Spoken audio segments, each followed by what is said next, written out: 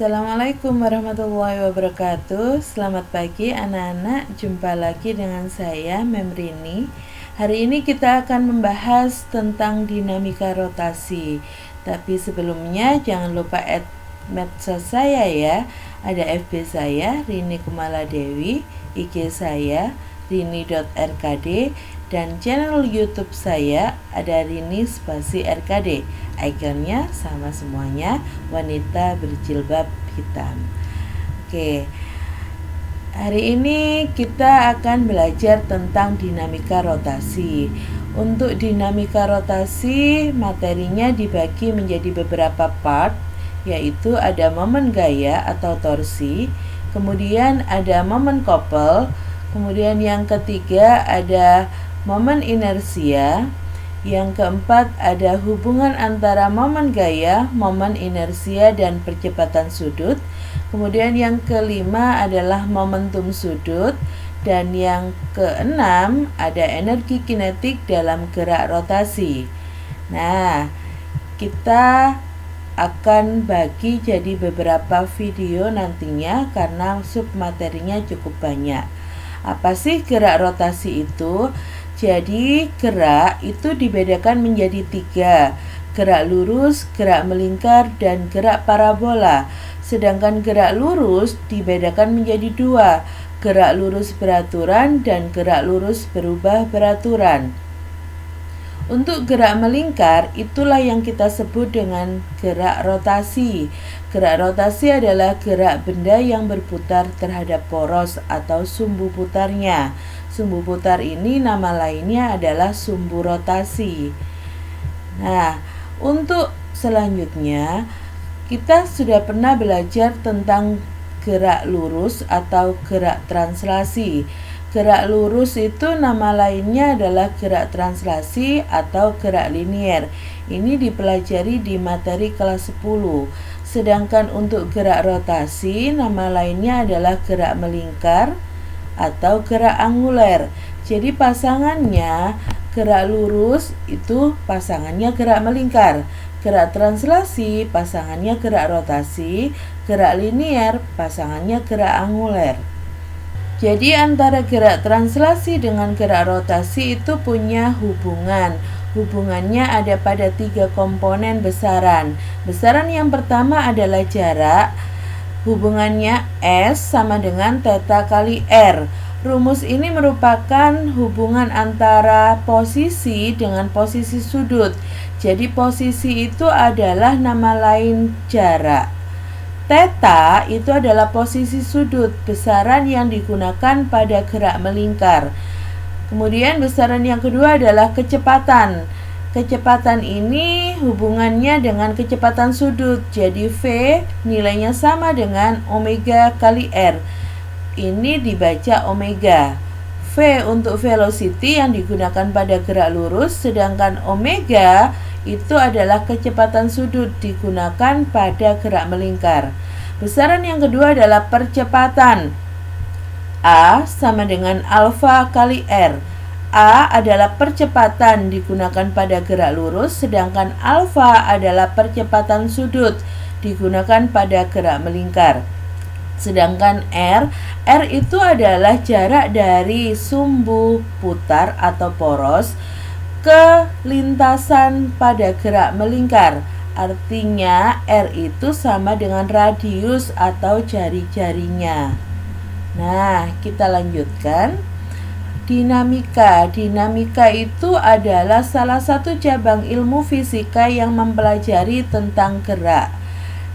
Dinamika dibagi menjadi 2. Ada dinamika gerak translasi yang penyebabnya adalah gaya, sedangkan yang kedua dinamika gerak rotasi yang penyebabnya adalah torsi. Apa itu torsi? Jadi torsi itu merupakan salah satu besaran pada dinamika rotasi. Momen gaya atau torsi. Simbolnya seperti ini. Kalau kita biasa mengenal pi itu punya 2 kaki, maka simbolnya torsi dia seperti pi tapi cuma 1 kaki. Bacanya tau. Jadi simbol ini dibaca tau. Besarannya adalah torsi, baca simbolnya tau. Nah, momen gaya atau torsi adalah besaran yang menyebabkan suatu benda itu berotasi atau bergerak secara melingkar.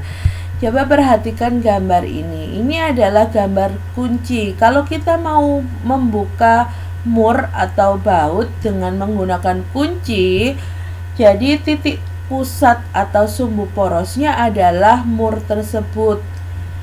Tangan kita diletakkan di paling ujung. Karena kalau kita membukanya dengan tangan yang berada di bagian tengah dari kunci, itu pasti yang digunakan susah. Gaya yang diberikan akan lebih besar.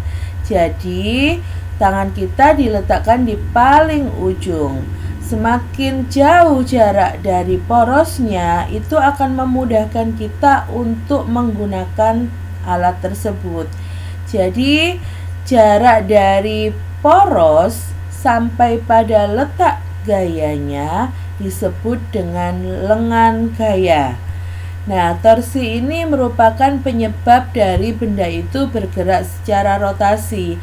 Peranan torsi sama dengan peranan gaya dalam gerak lurus. Kalau pada gerak lurus kita menggunakan gaya, pada gerak melingkar kita menggunakan torsi. Itu bedanya. Momen gaya atau torsi, besarnya itu sebanding dengan lengan gaya dan besarnya itu sebanding dengan besar gaya yang bekerja. Secara definisi, momen gaya didefinisikan sebagai hasil kali antara besar gaya dan lengan gaya, sehingga kita dapat menuliskannya dalam bentuk persamaan tau sama dengan F kali L. Atau jika ada sudut yang dihasilkan di sana, maka rumusnya menjadi tau sama dengan F kali L kali sin alfa. Jadi sudutnya itu alfa, sudut antara vektor gayanya terhadap vektor posisi. Vektor posisi apa? Lengan gaya tadi. Jadi tau itu adalah momen gaya atau torsinya, satuannya Newton meter. F dari kata force artinya gaya, satuannya Newton. L itu adalah lengan gaya, satuannya meter. Dan alfa adalah sudut antara gaya terhadap lengan gayanya. Untuk momen gaya atau torsi ada perjanjian tanda. Perjanjian tandanya sama halnya ketika kita membuka suatu mur tadi. Jadi diumpamakan seperti itu. Positif jika arah gerak rotasinya searah dengan arah putaran jarum jam, dan negatif jika arah putarannya berlawanan dengan arah jarum jam. Itu adalah perjanjian tanda untuk momen gaya atau torsi. Besaran yang kedua adalah momen couple. Momen couple merupakan pasangan dari dua momen gaya.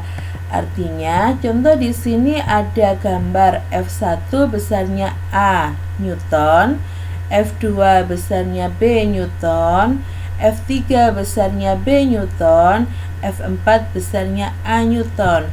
Maka di sana akan ada dua pasangan gaya. Jadi syaratnya adalah besar gayanya harus sama tapi arahnya berlawanan. Jadi F1 A Newton besarnya sama dengan F4 sama-sama A. Arahnya berlawanan, F1 ke atas, F4 ke bawah. Maka F1 dan F4 itu adalah satu pasangan. Sedangkan F2 berpasangan dengan F3. Besarnya sama-sama B, arahnya berlawanan, F3 ke atas, F2 ke bawah. Maka F2 dan F3 adalah satu pasang. Jadi pada sistem ini ada dua pasangan gaya, sehingga ada dua momen couple. Momen couple dirumuskan dengan M sama dengan F kali D. Dengan M adalah besarnya momen couple yang punya satuan Newton kali meter, F adalah gaya, satuannya Newton, dan D adalah jarak, satuannya meter.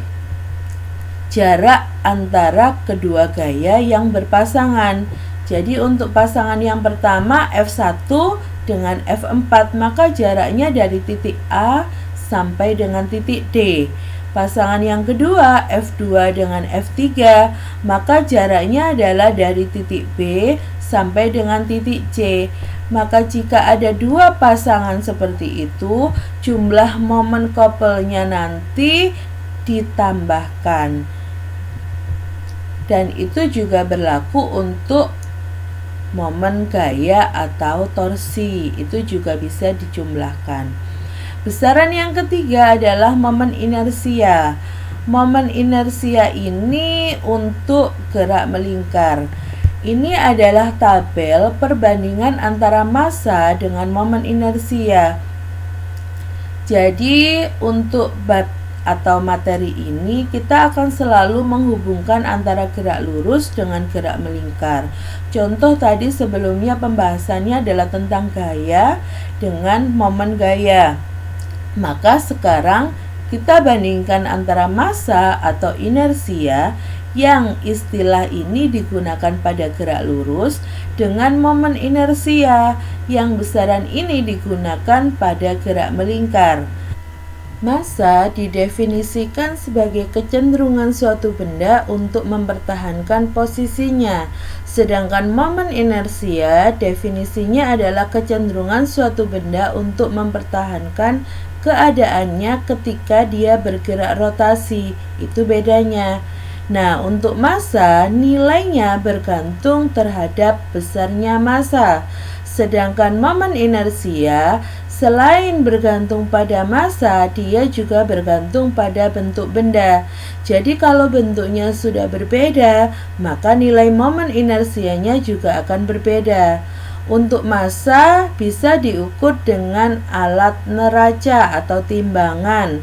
Sedangkan untuk momen inersia tidak ada alat yang digunakan untuk mengukur, tapi bisa dihitung dengan menggunakan rumus. Untuk massa dia punya satuan kilogram, sedangkan momen inersia satuannya adalah kilogram meter persegi. Nah, momen inersia ini merupakan kemampuan suatu benda untuk mempertahankan posisinya ketika bergerak rotasi. Artinya dia akan cenderung mempertahankan nilai dari kecepatan sudut atau omega itu. Misal di sini ada suatu benda yang bergerak secara melingkar atau berputar, maka dia ada yang namanya R, jarak dari sumbu putarnya terhadap lintasan lingkarannya, atau yang sering kita sebut dengan jari-jari. Jadi momen inersia dari sebuah partikel itu didefinisikan sebagai hasil kali antara massa partikel tersebut dengan kuadrat jarak dari titik poros atau R kuadrat. Bentuk rumus atau persamaannya bisa dituliskan I sama dengan M kali R kuadrat, dengan I adalah momen inersia, satuannya kilogram meter kuadrat, M adalah massa benda, satuannya kilogram, dan R adalah jari-jari atau jarak benda terhadap porosnya, satuannya meter. Momen inersia ada beberapa macam tergantung pada bentuk bendanya. Jadi yang pertama ada batang silinder dengan poros di tengah. Jadi batang silinder itu diputar dengan titik porosnya tepat pada tengah batang silinder tersebut. Rumus momen inersianya menjadi I sama dengan 1/12 M kali L kuadrat, dengan M adalah massa dari batang silindernya dan L adalah panjang batang silindernya. Kemudian yang kedua ada batang silinder dengan poros di ujung. Jadi putarannya dengan poros yang berada di ujung. Rumus momen inersianya adalah I sama dengan 1/3 M kali L kuadrat. Jadi L-nya tetap panjang dari batang silindernya. Yang ketiga, bendanya adalah silinder tipis yang berongga diputar melalui sumbu pusatnya, seperti itu. Rumusnya adalah I sama dengan M kali R kuadrat. Contohnya ada cincin atau gelang dengan poros tepat pada pusatnya. Yang keempat, ada silinder pejal yang diputar melalui sumbu pusatnya.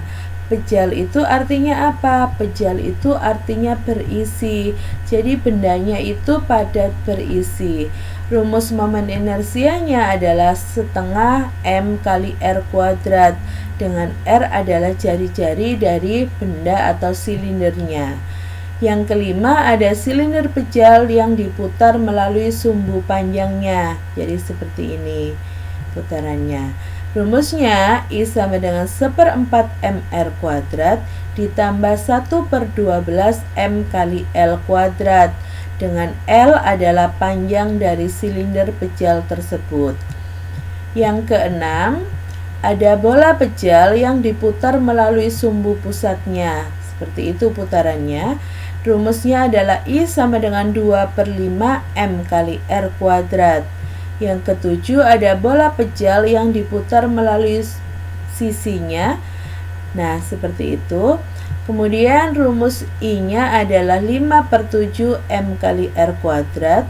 Yang kedelapan, ada bola berongga yang diputar melalui sumbu pusatnya, dengan rumus I sama dengan 2/3 M kali R kuadrat, dengan R adalah jari-jari bolanya dan M adalah massa dari bola tersebut. Yang kesembilan, ada lempeng tipis yang diputar melalui poros pada sumbu tegaknya. Seperti itu.